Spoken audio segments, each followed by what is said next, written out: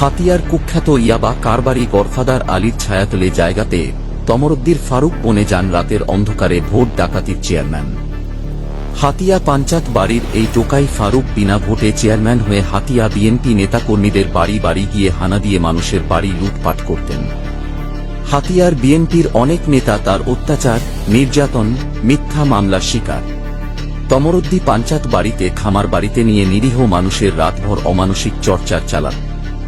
হাতিয়ার আলীর আস্থাভাজন এই মাস্টারমাইন্ড টোকাই ফারুক মানুষের নামে মিথ্যা মামলা, থানা নিয়ন্ত্রণ, মাদক নিয়ন্ত্রণ, ডাকাত সিন্ডিকেট নিয়ন্ত্রণ, চর দখল, বড় অঙ্কের চাঁদা আদায় করে আলী ডাকাতের মনে জায়গা করে নিতেন।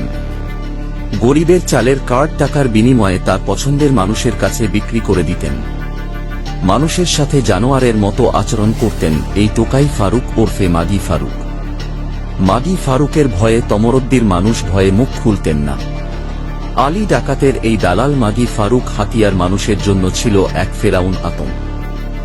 দুদুকের জালে আটকা পড়ে নিজের ভাই টোকাই রাশেদকে বিনা ভোটে চেয়ারম্যান বানিয়ে হাতিয়ার তমরুদ্দির চেয়ারম্যানি পদকে নিজের বাপের চেয়ার বানিয়ে ফেলে টোকাই ফারুক। হাতিয়া তমরুদ্দির অনেক নেতারা তার ভয়ে বাড়ি ছেড়ে পালিয়েছিল। পাঞ্চাত বাড়ির এই কুলাঙ্গার ছাড়াও আরও অনেক কুলাঙ্গার আছে যারা আগামী নির্বাচনে চেয়ারম্যান পদ টিকিয়ে রাখার জন্য। পাঞ্চাত বাড়ির আর কেউ যাতে রাজনীতিতে আসতে না পারে সেদিকে সবার কড়া নজর রাখতে হবে। তমরুদ্দিন রাজনীতিতে যেন আর কোন টোকাই ফারুক অন্য কোন রূপে ফিরে না আসতে পারে।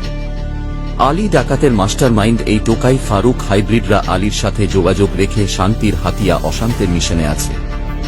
হাতিয়া বিএনপিকে এ ব্যাপারে সতর্ক থাকতে হবে।